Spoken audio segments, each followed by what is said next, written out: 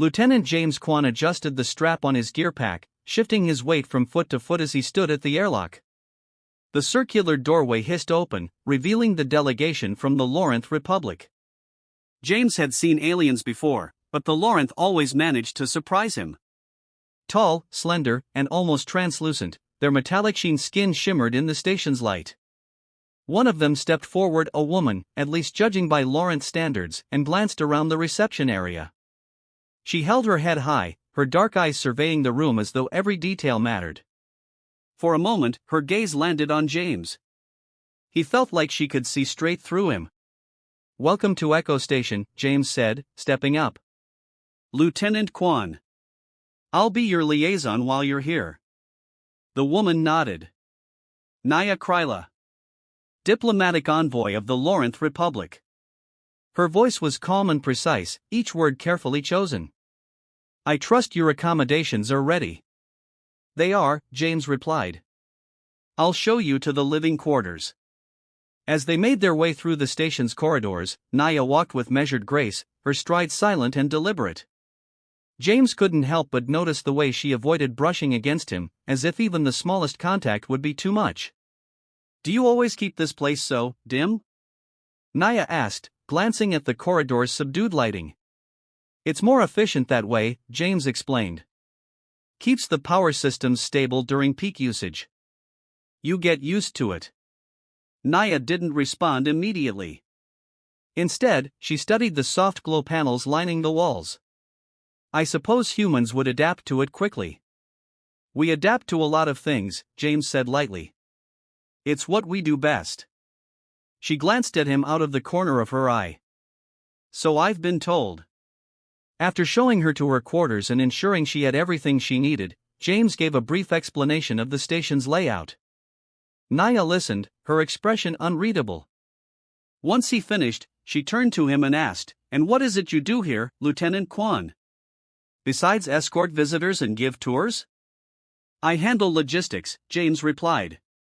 "Keep the supply chain flowing, make sure the crews have what they need to keep the place running. It's not glamorous, but it's important work." "Important enough to warrant a military rank?" Naya's tone was neutral, but there was a hint of curiosity. James shrugged. "The rank's just a formality. Most of us here aren't frontline soldiers. We're just making sure the station runs smoothly." Naya's lips curved slightly. It wasn't quite a smile, but it was the closest thing James had seen from her so far.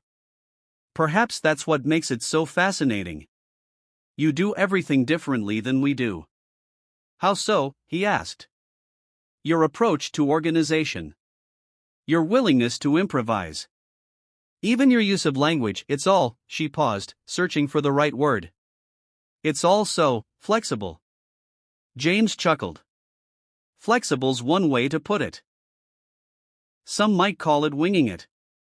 "Winging it," she repeated, the phrase unfamiliar. "Making it up as you go," James explained. "Figuring it out as you run into problems." Naya tilted her head slightly, considering his words. "Interesting." As the days passed, James found himself seeing Naya more often. She wasn't exactly friendly, but her initial reserve began to thaw. They crossed paths during inspections, shared the occasional meal in the station's common area, and exchanged observations about the differences between their two peoples. "Your crew seems very relaxed," Naya commented one afternoon as they watched a group of engineers working on a thruster calibration. "On Lorenth stations, there would be strict oversight. Every movement would be monitored." "They know what they're doing," James replied. "We trust them to get it done." "Trust," she said thoughtfully. "A simple concept, yet one that seems to be at the core of everything you do." James smiled. "It's not always simple, but it works for us." One evening, during a routine maintenance check, a minor fault in the gravity systems caused a sudden shift in balance. Tools floated into the air, and James had to steady himself by grabbing a rail. Naya, caught off guard, drifted upward before James reached out and gently pulled her back down. "Hold on," he said, his voice calm. "It'll stabilize in a moment." Their hands touched briefly, and Naya's gaze flicked down to where his fingers wrapped around hers. When she looked up at him again, there was a flicker of something, surprise, maybe, or curiosity. She didn't pull away immediately, and for a few seconds, they hovered there in the low-gravity corridor, the station's lights casting long shadows around them. When the gravity returned, Naya released his hand and straightened her posture. "Thank you," she said, her voice a touch softer than usual. James nodded, his hand lingering in the air for a moment before he turned back to the malfunctioning console. "Just doing my job." After that, their conversations grew longer. Naya began asking questions about Earth, about humanity's history, and about James himself. In return, she shared stories of her own world, its sprawling crystalline cities and the intricate social structures that govern Loranth life. "Do you ever miss it?" James asked one night.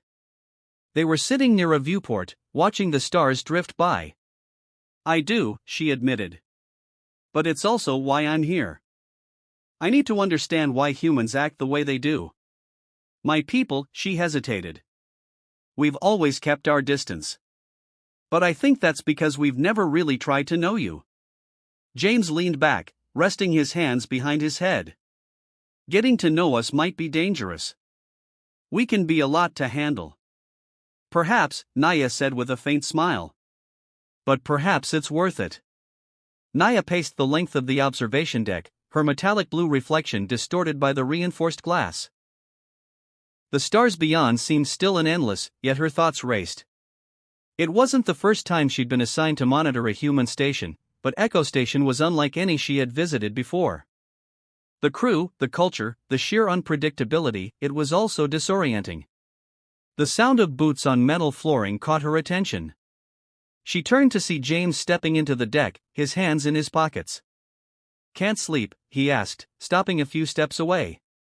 Naya hesitated before answering. "I'm adjusting to your station's rhythms.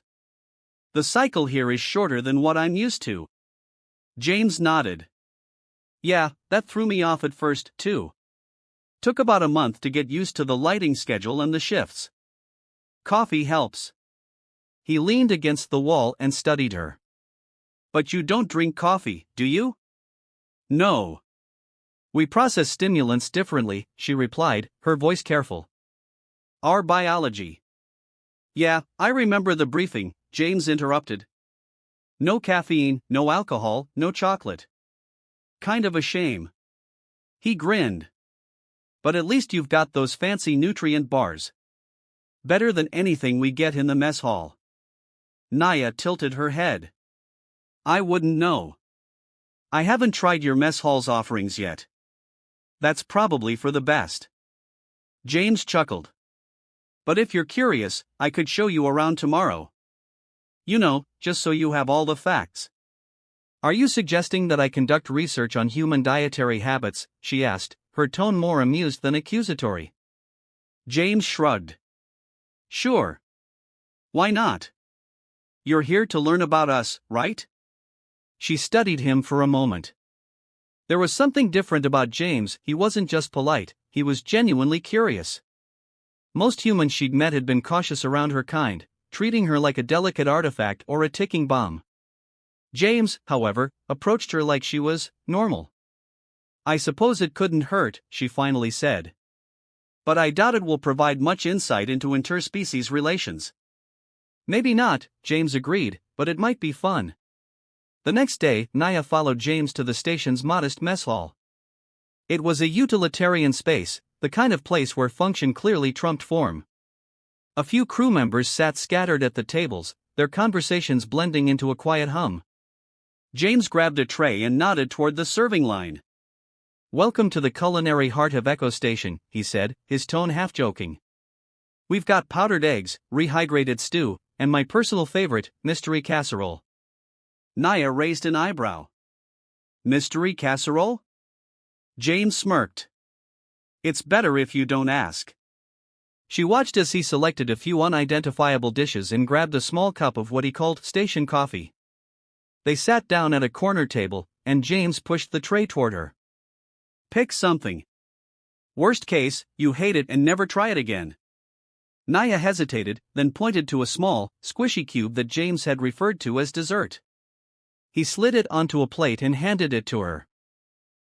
She took a careful bite, her expression remaining neutral. It's different. That's polite for terrible, James said with a grin. It's not terrible, she replied. It's simply not what I'm used to. He leaned back in his chair. Fair enough. So, what's food like back on your homeworld? I'm guessing you don't have anything as unique as our mystery casserole. Our meals are more structured, Naya explained. Nutritional balance is prioritized. Every component is precisely measured and combined to provide optimal sustenance. James nodded slowly. Sounds efficient. It is, she said. Though perhaps less adventurous than your cuisine. Adventurous is one word for it, James muttered. If you survive the mystery casserole, you can survive anything. For the first time, Naya smiled, just slightly, but it was there. Over the next few days, Naya and James fell into a comfortable rhythm. Whenever their schedules aligned, they'd meet in the observation deck or the mess hall. James would bring her small samples of station food, and Naya would offer observations about her own culture in return. Their conversations were light but meaningful, full of curiosity on both sides. One evening, while they stood by a viewport watching the station's slow rotation, James broke the comfortable silence. You ever miss it? He asked. Miss what? Your homeworld. Your people. Naya considered the question.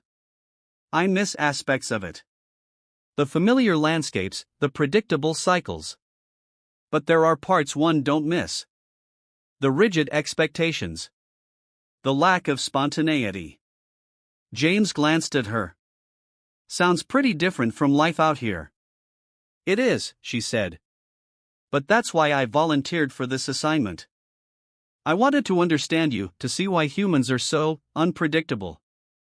Unpredictable, James repeated. That's one way to put it. It's not a criticism, Naya clarified. It's an observation. Your kind approaches challenges with creativity rather than strict protocol. It's intriguing. James leaned against the window frame. So we're a puzzle you're trying to figure out. Not a puzzle, she said. More like a new perspective. I'm trying to see the universe through your eyes.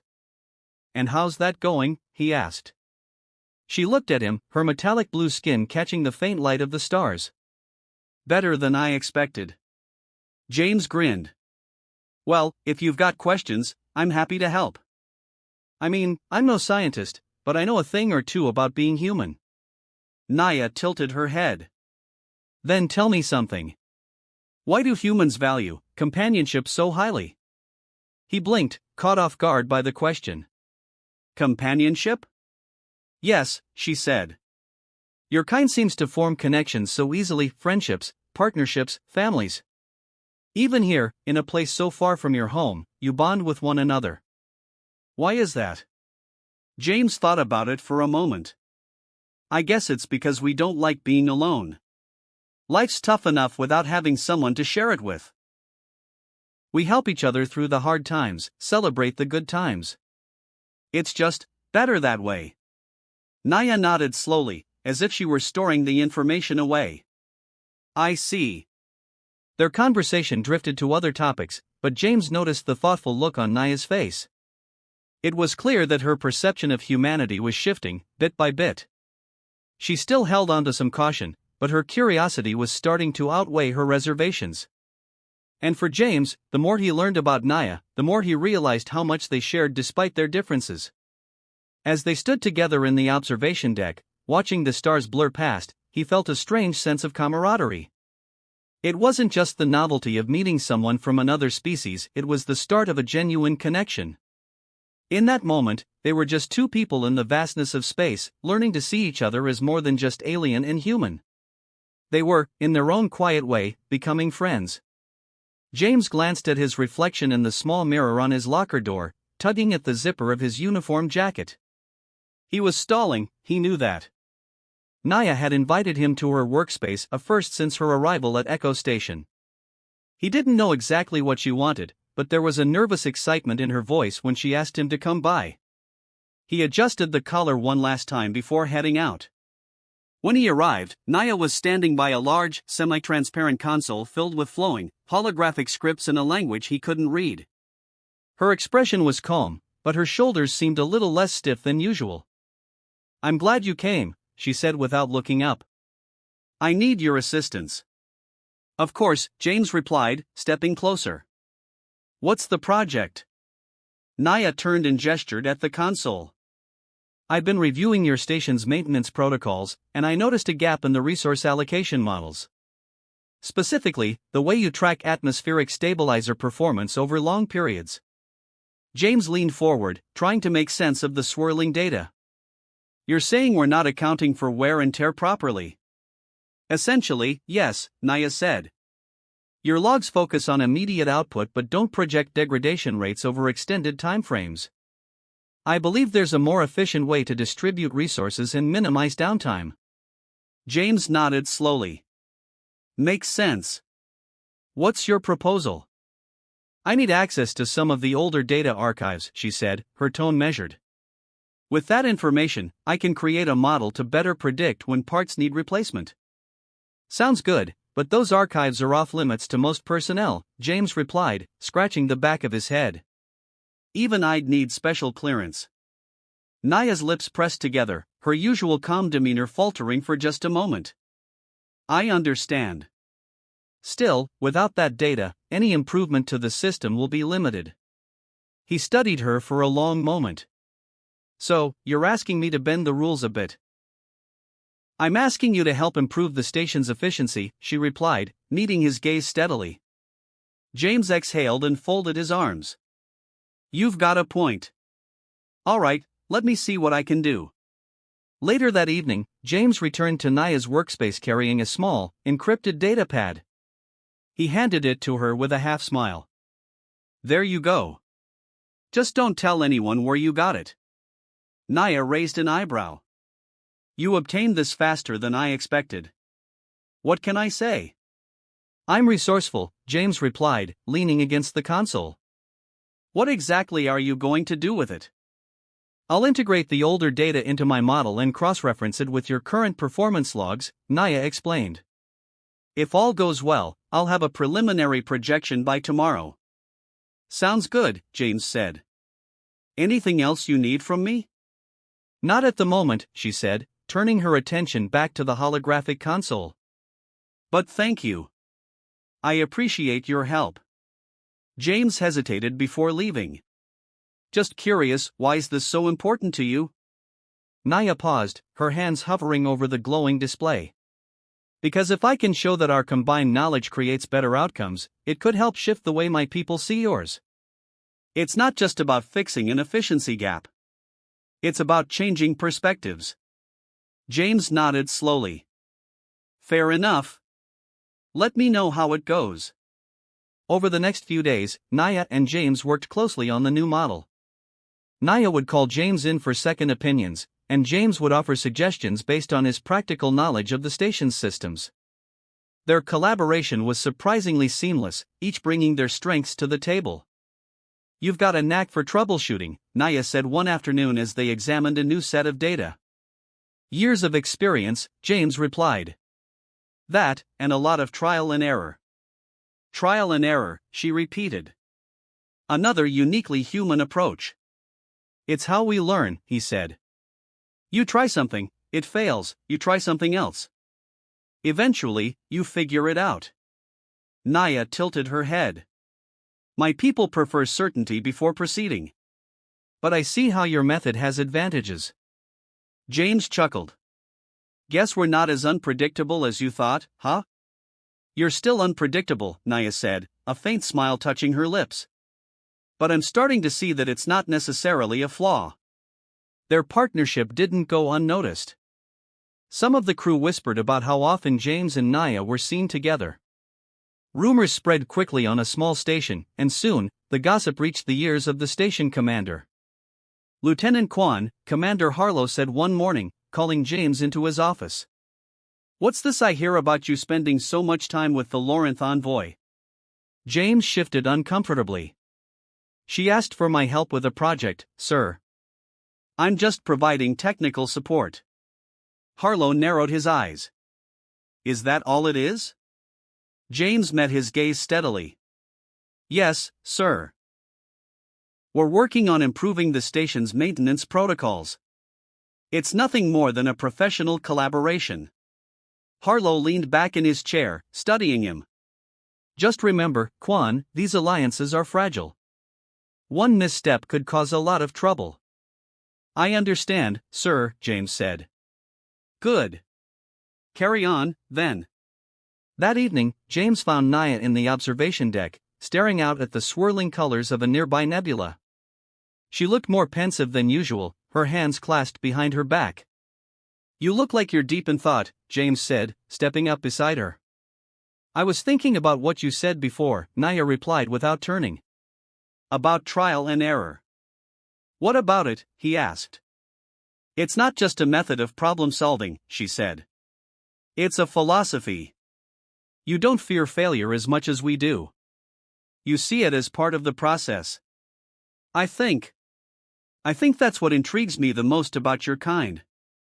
James smiled. I guess it's just how we're wired. We figure it out as we go, and we learn along the way. Naya finally turned to him. It's an admirable quality. Thanks, James said, leaning against the railing. You know, you're pretty good at this whole collaboration thing, too. She raised an eyebrow. That almost sounded like a compliment. It was, James said with a grin. Don't let it go to your head. For the first time, Naya laughed softly, a sound that was both surprising and warm. James found himself smiling along with her, feeling the distance between them shrink just a little more. James ducked under the low-maintenance beam and stepped into the engineering bay. The faint hum of the station's core filled the room, accompanied by the rhythmic click. Approached the console. Sounds mysterious. I've been analyzing the resource allocation patterns we implemented, she began, and I believe I've found a way to improve energy distribution station-wide. He leaned over the console, scanning the streams of alien script and translated data points. You're saying we can boost efficiency without drawing more power from the main reactor? Precisely, Naya said, a hint of excitement in her tone. But I'll need your help to test the adjustments. They'll require manual recalibration of the secondary conduits. James smirked. So that's why you called me down here. You needed someone to do the dirty work. Naya gave a small shrug. I could attempt it myself, but given the complexity of your station's systems, I thought it prudent to enlist someone with hands-on experience. Sure, he said, pulling on a pair of insulated gloves. Just don't be surprised if I grumble about it the whole time. Naya tilted her head. Grumbling appears to be a common human trait. I've come to expect it. James laughed. You know, for someone so diplomatic, you can be pretty sarcastic. An unintended side effect of prolonged exposure to humans, she replied, her mouth curving into what might have been a smile. James shook his head, still grinning.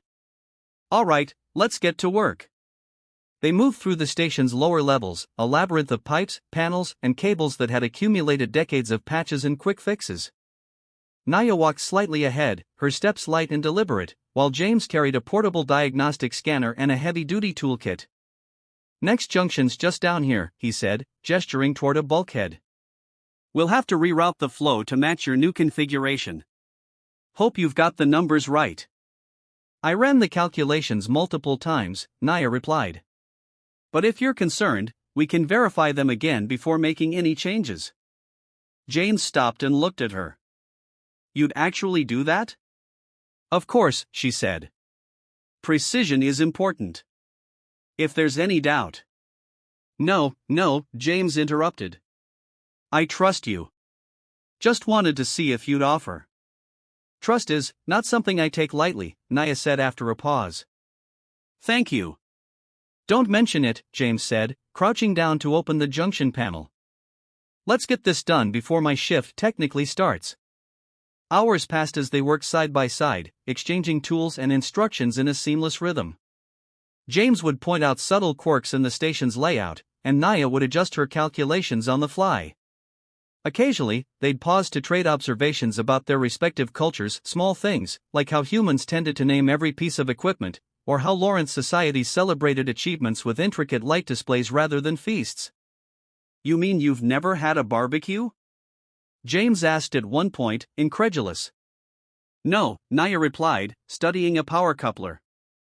I've seen references to it in your cultural materials. Cooking food outdoors over an open flame, correct? Not just cooking, James said. It's a whole social event. Friends, family, drinks, everyone gathers around, eats, laughs, tells stories. Naya tilted her head. That does sound pleasant. It's more than pleasant, James said, his voice carrying a nostalgic warmth. It's one of those things that reminds you what life's all about. Naya's expression softened, but she didn't respond immediately. Instead, she turned back to the console and continued her adjustments. James glanced at her, wondering what she was thinking, but decided not to push. By the time they reached the final junction, both of them were tired, but the results were promising. The station's systems were already running more smoothly, and the preliminary diagnostics showed a significant improvement in efficiency.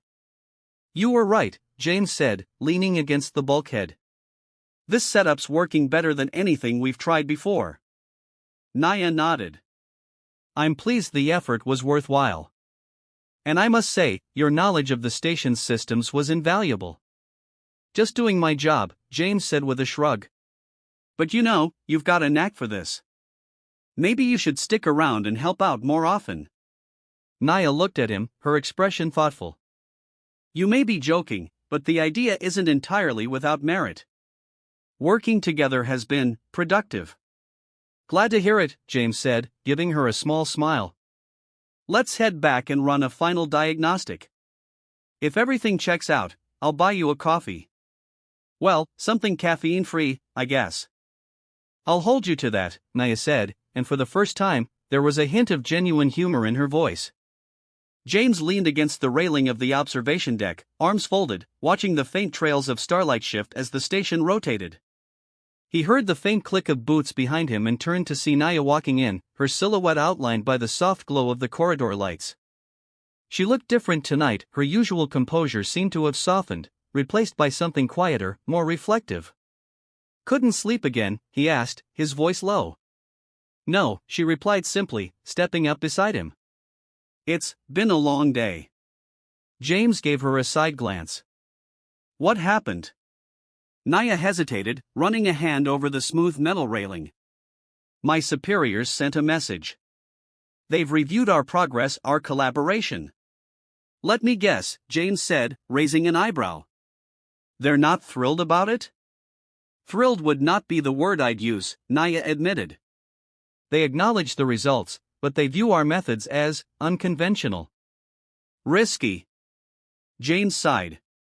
Figures. So what now? They want me to come back, she said quietly. To debrief, present my findings, and likely remain there. They think I've seen enough. James frowned, his gaze drifting back to the stars. But you haven't, have you? No, she said after a moment. Not nearly. The silence hung between them, heavy and unspoken. What if you didn't go? James asked finally. Naya glanced at him, her expression unreadable. I have obligations, James. My people. Yeah, I get that, he interrupted. But you've done good work here. Hell, we've done good work together. Isn't that worth fighting for? Naya tilted her head slightly. Fighting is what my people wish to avoid. I didn't mean literally, James said with a small smirk. I meant standing up for what you believe in. If you think staying here is important, maybe you should tell them that. Naya's eyes softened. And what would you do, Lieutenant Quan? If the roles were reversed? He met her gaze. I'd stay. If it mattered, I'd stay. Her lips pressed into a thin line, and she looked back out at the stars. You make it sound simple. It's not, James said. But some things are worth the complications. Over the next few days, Naya and James continued their work as usual. They calibrated systems, fine-tuned the energy distribution model, and even ran a few training sessions with the engineering crew. On the surface, it looked like business as usual. But there was a tension in the air, an unspoken understanding that Naya's time on Echo Station might be running out. One afternoon, while James was installing a new sensor array in the primary conduit bay, Naya joined him, quietly observing as he worked. "You're getting pretty good at this," he said without looking up. "Your guidance has been helpful," Naya replied. James turned to her, wrench still in hand. "Helpful enough to convince your bosses to let you stay?" Naya didn't answer right away. She folded her hands behind her back and stared at the array. "I submitted a formal report today. I outlined the improvements we've achieved, the potential benefits for both sides, and the value of continued collaboration." "Sounds like you put up a solid argument," James said. "I hope so," she replied. "But their response is not guaranteed. My people value stability and tradition. Change is difficult." James leaned against the console, studying her. "You really care about this, don't you?" "Yes," she said quietly. "I do." "Well, for what it's worth, I'm glad you're here," he said. "The station's a better place with you around." Naya glanced at him, and for a moment, there was a faint smile on her lips. "Thank you, James." That evening, James found himself back in the observation deck, staring out at the endless expanse of space. He didn't hear Naya come in, but when she spoke, her voice was steady and sure. "I received their response," she said. James turned, his brow furrowing. "And?" "They've granted me an extension," Naya said. "I'm allowed to stay and continue our work, for now." Relief washed over James's face. "That's good news." "Yes," she said. "It is." He stepped closer, his smile warm. "Guess that means we'll have to come up with even better results, huh?" Naya nodded. "Indeed." "I expect nothing less from you, Lieutenant Kwan." James chuckled. "You're learning fast." They stood side by side, looking out at the stars. The tension of the past few days seemed to ease, replaced by a quiet sense of purpose. They both knew there were still challenges ahead, but for now, they were content to face them together.